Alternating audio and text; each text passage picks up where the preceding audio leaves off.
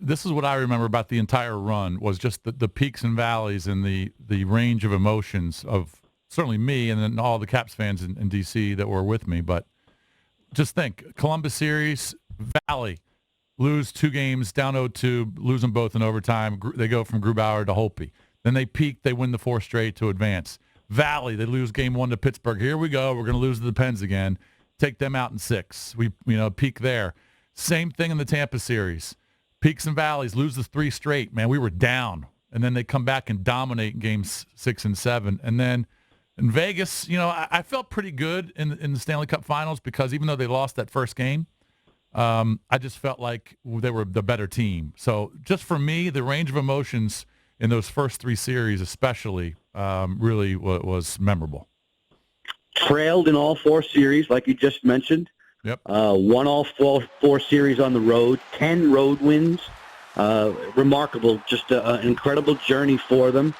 And they had always had the talent to do it, Bish. That's the thing. This team, for whatever reason, that 2018 team had the resolve, had the ability to take a punch square in the nose and come back, whereas predecessors didn't.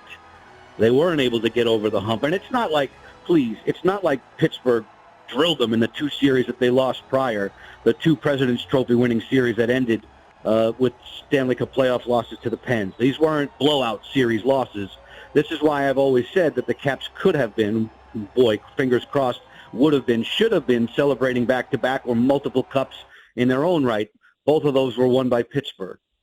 This one in 2018 goes Washington's way, and for more than anything, it was their resiliency. It was their resolve. They were able to battle back and find a way and believe in each other. And yes, for once, Lady Luck was on their side. You think about all the good breaks that went their way. You don't become a champion without it. And they were able to overcome injuries along the way. Every single player on the roster who competed in the Stanley Cup final and who competed in those 2 months, or in some major way to contribute to it. And as a group, that's why they were honored as champions. Joe, I couldn't care less about the St. Louis Blues, but I am rooting for them, and I'm rooting for their fan base because much like the Caps' tortured fan base, that Blues team, I think they've been around since '67. They've never had the joy of winning a Stanley Cup, so I'm clearly rooting for them to win. So the players and the generations of fans there hopefully can experience the same thing that all of us experienced last summer. It's an amazing fan base in St. Louis. It's a tremendous sports city. Even for regular that rink, except loud and they're proud, and I can only imagine what it's going to be like when they have a chance to clinch it. I believe it's Sunday, Game 6. So, yep.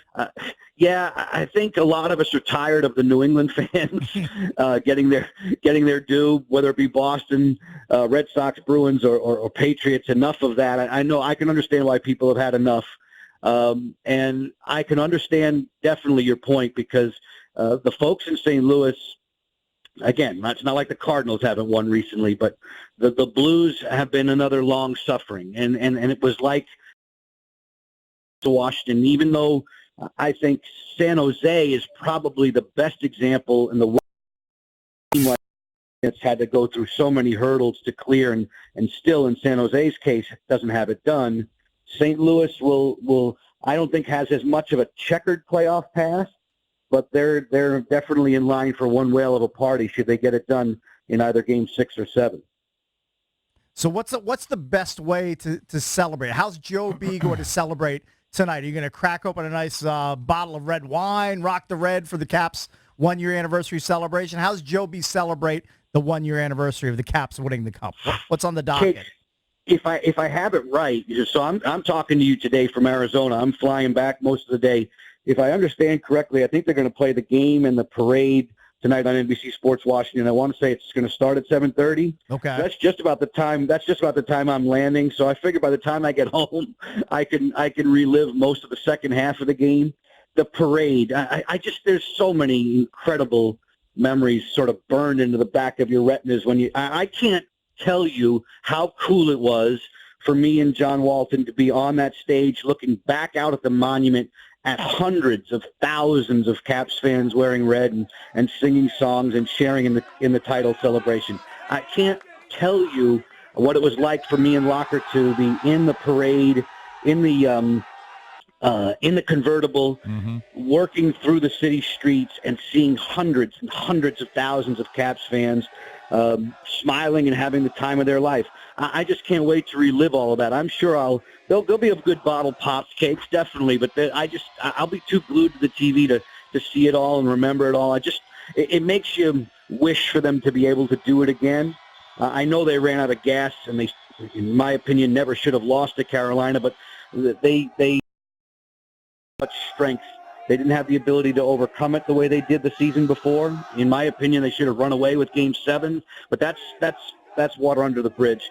Let's just be happy tonight and remember a year ago.